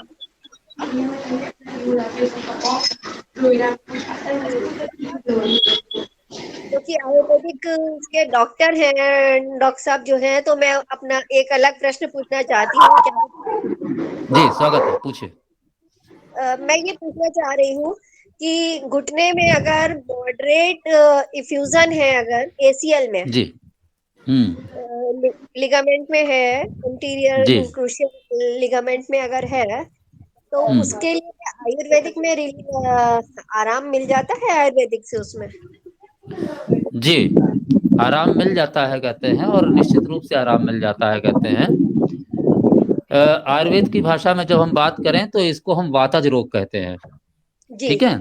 वातज रोग जो है उसका एक मतलब भाव ये है कि हमारे आमाशय में अम्ल निकलता है, हाइड्रोक्लोरिक एसिड निकलता है, और जैसे ही फूड स्टफ वहां पहुंचता है तो उस पर एक्शन करके उसको एसिमुलेट करता है, उसको मेल्ट करता है। तो कई बार ऐसा होता है कि हमारे जो रूटीन लाइफ है, हमारे अपने वर्क प्रायोरिटीज होती हैं, और उसमें जो टाइम फ्रेम हमारा है, जो रूटीन है, उसमें हम अपने ब्रेकफास्ट को, अपने मील को अवॉइड कर जाते हैं या अवॉइड करने के लिए मजबूर हो जाते हैं, लेकिन वो गैस्ट्रिक जूस तो ड्रेन आउट होता ही होता है। जब वो गैस्ट्रिक जूस रीअब्जॉर्ब हो जाता है और ब्लड स्ट्रीम में पहुंच करके वो वैसे ही फ्लो करता है जैसे पानी में तेल की बूंद। तो पानी में जी। तेल की बूंद घुलती नहीं है, लेकिन वो जाकर के फंसता कहाँ पर है, जैसे कि पाइपलाइन में कोई कचरा फंसे तो वो एल्बो पॉइंट पे जाकर के जो है फंसता है। उस तरीके से जो हमारे जंक्शन हैं, जो हमारे जोड़ हैं, उनमें आकर के वो वैक्यूल जो है फंस जाता है, जिसकी वजह से इन्फ्लामेशन क्रिएट होता है, रेडनिंग होती है, स्वेलिंग होती है, पेन होता है, जिसको कि हम एक तरीके से इन्फ्लामेटरी कंडीशन कहते हैं। और वो लास्ट में जो है वो फाइब्रोसिस में और जो है स्पॉन्डिलाइटिस में और इन सब चीजों में कन्वर्ट होता है कहते हैं। तो मेरा मानना ये है कि दो चीजें आपको ध्यान देनी चाहिए। हेलो। कॉज को क्योर करना है जी।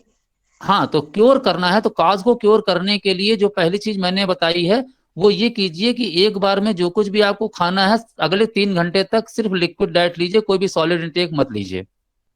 जी। दूसरी चीज, अगर ये रिस्ट्रिक्शन आप फॉलो कर लेते हैं तो बहुत कुछ ये बच जाएंगे। दूसरी चीज ये है कि व्हाइट शुगर आप बिल्कुल अवॉइड कीजिए, क्योंकि ये जो सल्फराइज चीनी है जिसको हम ले रहे हैं, बार बार ले रहे हैं, ये चीनी हमारे शरीर में पचने के लिए एक्स्ट्रा कैल्शियम की डिमांड करती है, जिसके दो ही सोर्सेज हैं, या तो हमारे दांत में है या हमारी हड्डियों से है। तो बार बार वो सिक्रीशन होता है तो उससे दांत और हड्डी हमारे कमजोर होते हैं। तो व्हाइट शुगर को आप बिल्कुल ही बंद कर दीजिए।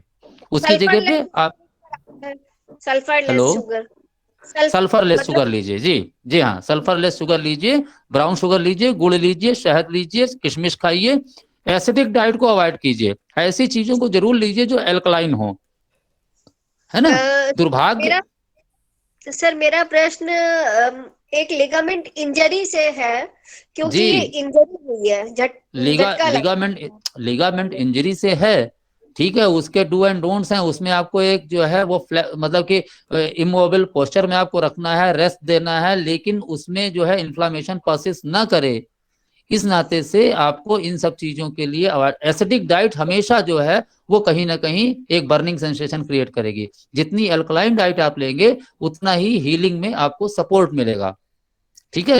रही बात इसकी कि आयुर्वेदिक अगर दवाओं की बात आप करें या आयुर्वेदिक उपचार की बात करें, तो सीधी बात यह है कि लिगामेंट इंजरी जहां पर है वहां पर कोल्ड पैक आप दें, पानी को में लपेट करके पट्टी वहां पर रखें, और उसके बाद उसी जगह पर जो है वो आटे आइस में इम्प्लीमेंटेशन कर लीजिए। आइस फर्मेंटेशन दे दें या सीधे कपड़े से उसकी कैपिंग कर दें। और उसके बाद क्या करें कि आधी रोटी पकाकर, मोटी रोटी बनाइए, आधी पकाइए, उस आधी रोटी में जो है थोड़ा सा हल्दी और तेल लगा करके उसको बांध दीजिए कहते हैं थोड़ी देर के लिए। तो वो जितना कुछ भी है अपनी जो है गर्माहट से उसको जो है मैनेज करेगी। या वैक्स थेरेपी आप लीजिए, जिसको कहते हैं कि मोम की सिकाई, तो उससे आराम मिलेगा। लेकिन जब तक भोजन में आप परिवर्तन नहीं करेंगे, जब तक आपके आहार शुद्धि नहीं होगी, तब तक वो सुपरफिशियली तो आपका जो है वो लिगामेंट आपको जो है वो कहीं ना कहीं जो है वो फ्लेक्सिबिलिटी दे देगा, लेकिन वो बॉडी का टेम्परामेंट अगर चेंज नहीं होगा तो दिक्कत करेगा। तो थोड़ा सा डाइटरी रिस्ट्रिक्शंस आप अवॉइड कीजिए और आप उसको जो है मेंटेन कीजिए। हेलो हेलो, बहुत बहुत धन्यवाद सर। क्या आपकी किसी आवाज और नहीं का आ कोई रही। प्रश्न है? हेलो। हाँ जी, धीरेन्द्र मैं सर धीरेन्द्र कुछ तामकर पूछना चाह बोल रहे रहा हैं? हूँ। हाँ जी, जी पूछिए। स्वागत है सर, मेरा एक प्रश्न ये है जी। कि दांत में प्रॉब्लम होती है, हम्म तो मैंने अभी यहाँ डॉक्टर को दिखाया, हम्म तो उन्होंने कहा कि ऊँट के नौल का इलाज किया जाएगा, उसमें जी एक नस डाली जाएगी। तो जी। उन्होंने छेद वगैरह तो कर दिया है और हम्म दर्द बहुत तेज है, और आगे वो कह हम्म रहे हैं इन्फेक्शन फैल रहा, तो हम नहीं करेंगे कुछ इसमें, तो इसके लिए क्या हम्म। किया जाए? देखिए भैया, ऐसा और है कि छाले भी मेरे मुंह में बहुत ज्यादा होते हैं दवाई खाने जी के। जी जी। आप अगर एक ये चीज सोचें, कहते हैं कि हम्म, पहली बात तो मुंह की समस्या है तो ओरल हेल्थ एंड हाइजीन को हम लोग उतना जो है कॉन्शियसली डेली अपनी रूटीन लाइफ में नहीं मैनेज करते हैं। ओरल हेल्थ एंड हाइजीन को आप थोड़ा सा मेंटेन करने की कोशिश करें। क्योंकि आरसीटी आपकी हुई है, उन्होंने ड्रिल वगैरह किया हुआ है, इन्फ्लामेटरी कंडीशंस हैं, तो ऐसे में मेरा सुझाव है कि कुछ करें चाहे ना करें, तिल का तेल लीजिए हाँ। और तिल के तेल का कुल्ला कीजिए। आप कहते हैं दिन में कम से कम 3 बार, हम्म, है ना। तो वो जो तिल के तेल का आप कुल्ला करेंगे, वो थोड़ी देर तक जब आपके मुंह में वो तिल का तेल रहेगा, तो वो जितनी भी टॉक्सिसिटी है एक तो उसको जो है वो सक करेगा। दूसरी बात ये है कि जो उसके अंदर एक लुब्रिकेटिव इफेक्ट है वो वहां पर एक कोटिंग करेगा, और आपके माउथ के जो सुपरफिशियल जो म्यूकोजा है, कहते हैं जो बिल्कुल बाहरी झिल्ली है, उसको संरक्षित करने के लिए, उसको प्रिक्योर करने के लिए आपको जो है एक सतह दे देगा। और वहां पर फिर आपको जो है जब दिन में 2-3 बार करेंगे तो इन्फेक्शन धीरे धीरे खत्म हो जाएगा और धीरे धीरे वहां पर हेल्दी टिश्यूज का फॉर्मेशन होगा और आपको, मुझे लगता है कि आराम मिल जाएगा। तो इसमें छाले भी अगर सही हो जाएंगे, तो नहीं देखिए, अब एलोपैथिक डॉक्टर के पास नहीं जाना है? नहीं देखिए, ये अब आप ऑलरेडी एक ट्रीटमेंट ले रहे हैं, इसको करने से कुछ आपको बदलाव दिखेगा, कुछ आपको अगर लाभ मिलता है, कुछ आपको आगे होता है, तो आगे उसके बारे में हम बात करेंगे। जहां तक रही छाले की बात, स्टोमेटाइटिस की बात, तो ये सीधी बात ये है कि जब हमारे अपर गैस्ट्रिक ट्रैक्ट में एक्सेसिव हीट होती है, तो वो एक्सोथर्मिक रिएक्शन, बॉडी की हीट आपके जो है वो मुंह के छाले के माध्यम से होती है। और जब लोअर गैस्ट्रिक ट्रैक्ट में कोई ऑब्स्ट्रक्शन होता है, हीट होती है, तो उसको हम जो है हेमोराइड कहते हैं, पाइल्स कहते हैं, बवासीर कहते हैं। ठीक है। तो ये एक पाचन तंत्र का जो है वो दोष है, और इस पाचन तंत्र के दोष को समाप्त करने के लिए फिर मैं वही कहूंगा, एल्कलाइन डाइट लीजिए, डाइटरी रिस्ट्रिक्शन फॉलो कीजिए। एक कोई भी चीज अगर खाली है तो अगले 3 घंटे तक कुछ और नहीं खाना है, पानी ज्यादा पीना है, और पेट पर आप एक पट्टी रखिए। कहते हैं अभी थोड़ा मौसम सुधर जाए तो पानी से भीगा हुआ कोई भी तौलिया अपने पेट पर रखिए रोज 15 से 20 मिनट तक। 15 से 20 मिनट तक जब आप तौलिया रखेंगे तो उससे क्या होगा कि जो आपके एब्डोमिनल जो है इंटेस्टाइनल हीट है, उसको वो जो है पानी की पट्टी सोख लेगी और अपना कोल्ड सेंसेशन देगी। तो वहां पर जो भी गैस्ट्री एब्जॉर्प्शंस हैं वो कंडेंस होकर के जो है वो एक लिक्विड में कन्वर्ट हो जाएंगे, और फिर आप जो भी लिक्विड डाइट लेंगे उससे वो ड्रेन आउट होकर के बॉडी से वो टॉक्सिन्स ड्रेन आउट हो जाएंगे। ये थोड़ा सा आपको ध्यान रखना। तीसरी चीज ये है कि प्रोटीन सप्लीमेंट ज्यादा लीजिए, कहते हैं, क्योंकि बी कॉम्प्लेक्स सिंथेसिस होती है इंटेस्टाइनल फ्लोराज में। तो ऐसी दाल लीजिए, मूंग की दाल जो है वो लीजिए, कहते हैं। मशरूम आप लीजिए, हाई प्रोटीन सप्लीमेंट है, उसको लीजिए। कुछ नहीं है कहते हैं तो कोई भी हाई प्रोटीन आप बिस्किट ले सकते हैं, थ्रेप्टिन ले सकते हैं। तो इस तरीके से थोड़ा सा हाई प्रोटीन जब आप डाइट लेंगे तो आपकी बॉडी का रेजिस्टेंस जो है वो थोड़ा सा रिकवर होगा, और उससे आपके ये छाले की जो है वो आवृत्ति कम हो जाएगी। रही बात जो मुंह में छाले हैं, तो उसका इमीडिएट जो है सोल्यूशन ये है कि अब तिल के तेल का आप कुल्ला करेंगे, दिन में 3 बार उसको मुंह में डाल के तेल को थोड़ी देर रोकेंगे, ओरल कैविटी में घुमाएंगे, तो वो एक ओरल जो है क्लीनिंग आपको जो है देगा। एक क्लीनिंग होती रहेगी, उससे धीरे धीरे आप जो है रिकवर कर जाएंगे।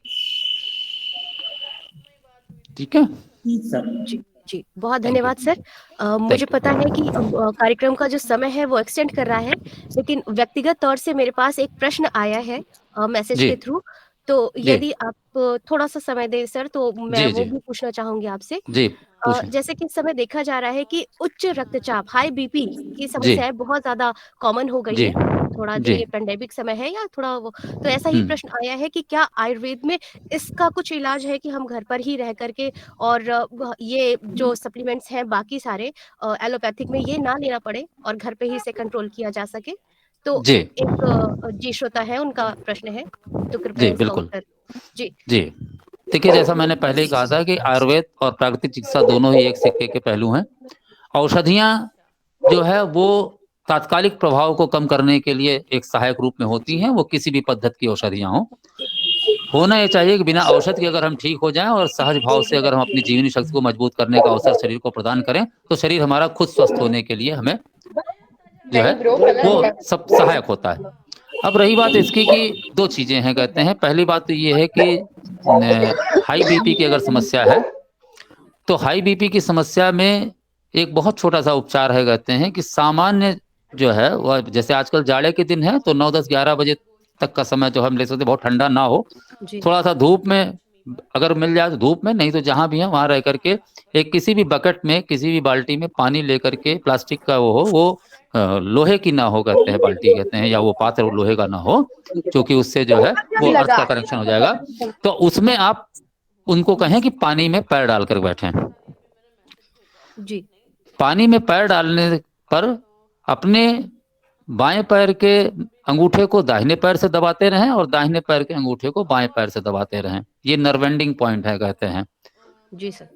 तो इससे क्या होगा कि एक स्टिमुलेशन होगा और कोल्ड सेंसेशन जो है वो थ्रू टो रीजन, या जो है वो कहेंगे फुट रीजन से, वो धीरे धीरे जो है वो ट्रांसफर होगा, हेड तक जाएगा, और जो भी बॉडी का एक्सोथर्मिक जो है चेंज है वो धीरे धीरे शरीर से बाहर की वो एक्सेसिव हीट जो है वो ड्रेन आउट होने में मदद मिलेगी।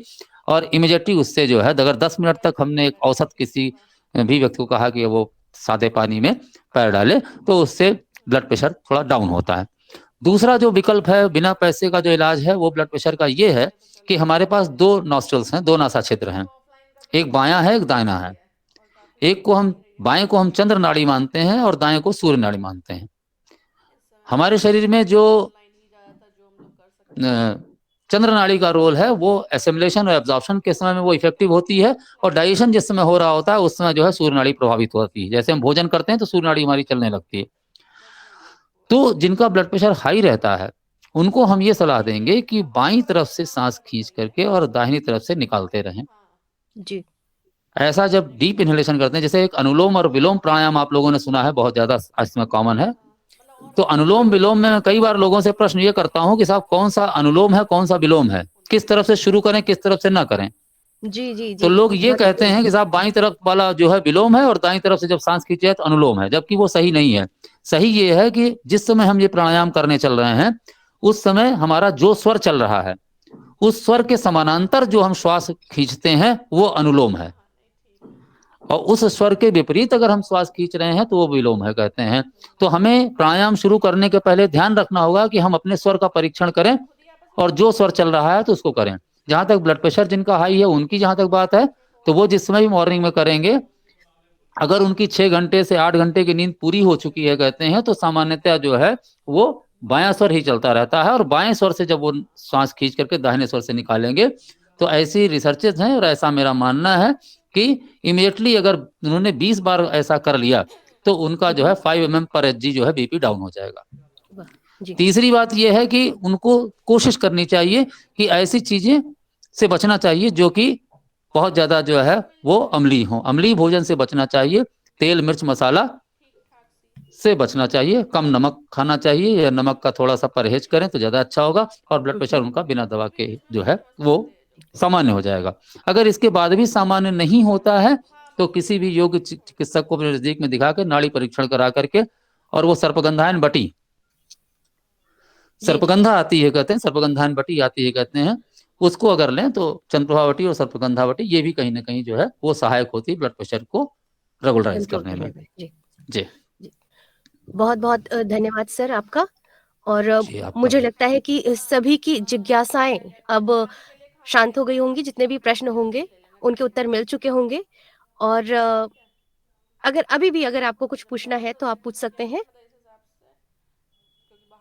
मुझे लगता है सर ये सेशन इतना ज़्यादा रोचक था, इतना ज़्यादा जानकारी वाला था कि आज समय इतना ज़्यादा एक्सटेंड हो रहा है और किसी को इस बात का आभास ही नहीं है। बहुत-बहुत कोई धन्यवाद बात सर आपका कि आपने अपने धन्यवाद बिज़ी शेड्यूल में से वक़्त निकाला और इतनी महत्वपूर्ण जानकारियाँ हम सबको आज उपलब्ध कराईं। आपने कुछ बातें सर ऐसी कहीं जो बिल्कुल एकदम रिलेट करती हैं हम लोगों से। आपने कहा कि हम 3 जब चीज़ें होती हैं तभी किसी नई चीज़ को स्वीकारते हैं, अपनाते हैं। वो है अभाव, दबाव और प्रभाव।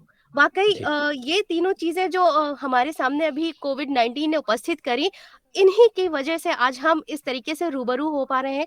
मुझे लगता है जी कि हम में से बहुत कम लोग इस तरीके से किसी डॉक्टर के साथ बैठ कर के और 1.5 घंटे की चर्चा के बीच में इतनी महत्वपूर्ण जानकारी ले पाते होंगे। क्योंकि जनरली यही होता है कि जब हम डॉक्टर के पास जाते हैं तो बहुत ज़्यादा 5 से 10 मिनट आप खुलकर अपनी बात कह भी नहीं पाते हैं। तो जी बहुत-बहुत बिल्कुल धन्यवाद सर आपका और वाक़ई जी ये समय है, कुछ इस तरह वक़्त का ये दौर हो गए कुछ इस तरह वक़्त के ये दौर हो गए, हम कोई और थे, कोई और हो गए। वाह कुछ बहुत खूब ऐसा चल रहा है बहुत सर खूब समय, लेकिन सच्चाई यही है कि वक़्त की माँग है कि अब ऐसे ही हम अपने जीवन जीने का सलीका सीखें, क्योंकि आज कोविड है और हमारी आदतें कुछ ऐसी हैं कि कल हो सकता है, भगवान ना करे ऐसा हो, लेकिन हो सकता है कि कोई और किसी और तरीके से समस्याएँ हमारे सामने आएँ। तो जी बिल्कुल ज़रूरी है कि हम अपनी जड़ों से जुड़े रहें, उसे ना छोड़ें और जी इन्हीं बिल्कुल जड़ों में कहीं आयुर्वेद है, इन्हीं जड़ों में कहीं प्राकृतिक चिकित्सा है, जिस पर सर ने आज बहुत ही रोचक तरीके से प्रभाव डाला। उन्होंने आधुनिकता और पौराणिकता को इस तरीके से मिलाया। जैसे मैं सुन रही थी वो चॉकलेट और शकरकंद का जो एग्ज़ाम्पल उन्होंने दिया कि चॉकलेट और शकरकंद, तो बहुत ही रोचक था, बहुत ही उत्साहवर्धक, जानकारीवर्धक ये सेशन था। बहुत-बहुत धन्यवाद सर आपका। श्रुति जी अब आपकी बात पे मैं 4 लाइनों के साथ अपनी वार्ता को अपनी वाणी को विराम देना चाहूँगा। जी, स्वागत है सर। जो कुछ भी उद्बोधन रहा, जो कुछ भी संजोग रहा, मैं कहीं न कहीं आभारी हूँ आप सभी का और विशेष रूप से लाइन अंजू गुप्ता जी का कि जिन्होंने मुझे अवसर दिया। तो मैं शुभकामना रूप में 4 लाइनें आप सबको दे कर के अपनी बात समाप्त करूँगा कि तमाम उम्र कहाँ साथ कोई देता है, तमाम उम्र कहाँ साथ कोई देता है, बदलते वक्त में तरजीह कौन देता है, गुजरती राह में यूं तो फसाने होंगे ही, मैं जानता हूँ थोड़ी दूर साथ चलो। तो इस जी, आशा और विश्वास के साथ कि आप लोगों ने जो कुछ भी आज बहुत मुझसे सुना उसको गुनेंगे और गुनने के बाद जो भी आप अनुसरण करेंगे, अपने व्यवहार में लाएंगे, आचरण में लाएंगे, उसका प्रतिफल जो भी होगा वो हम लोग आगे के अपने कार्यक्रम में साझा करेंगे। धन्यवाद। जी, बहुत-बहुत थैंक यू धन्यवाद सर, डॉक्टर, बहुत धन्यवाद आपका बहुत और बहुत धन्यवाद। बहुत जी, अच्छी जानकारी दी, बहुत बहुत धन्यवाद। जी। Thank you. तो साथियों बदलती जीवन शैली में हम सब जल्दी राहत के लिए बहुत अलग-अलग और सहज पद्धतियों को अपना रहे हैं, लेकिन असाध्य बीमारियों को जड़ से मिटाने और आयुर्वेद चिकित्सा पद्धति जो है वो रामबाण की तरीके से है। हमने अभी सुना, हमने ये जाना कि इससे कई बीमारियों को टाला जा सकता है और कुछ बीमारियों को हावी होने से रोका भी जा सकता है।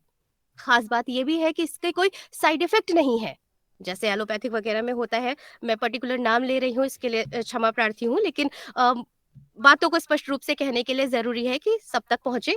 तो बहुत सारी चीज़ों के साइड इफ़ेक्ट होते हैं जो तुरंत हमें नहीं दिखाई देते हैं, लेकिन कुछ समय बाद वो कहीं न कहीं परिलक्षित होते हैं। तो आयुर्वेद और प्राकृतिक चिकित्सा ऐसा साधन है, ऐसे उपाय हैं जिनके कोई साइड इफ़ेक्ट नहीं है।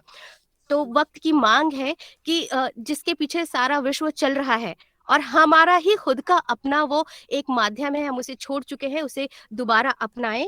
इस जो ये शैली है, इसको अपनाएँ, इसको भूलें नहीं और मुझे उम्मीद है कि हम सब अब इसको अपनाते हुए आगे बढ़ेंगे और जो भी ये समय है, कठिन वक़्त है, ये भी दौर गुज़र जाएगा और आने वाला समय सभी के लिए फिर बहुत अच्छा होगा। ऐसे ही और कार्यक्रम होते रहेंगे, आप सबका सहयोग हमें मिलता रहेगा। अब इन्हीं शब्दों के साथ मैं कार्यक्रम को यहीं पर विराम देना चाहूँगी। एक बार फिर आप सभी का और विशेष रूप से डॉक्टर साहब का बहुत-बहुत धन्यवाद। बहुत धन्यवाद सर, थैंक नमस्कार। नमस्कार, सभी को बहुत बहुत नमस्कार। अब मैं सभी से गुज़ारिश करूँगी कि आप लोग यहाँ से क्विट कर सकते हैं। धन्यवाद।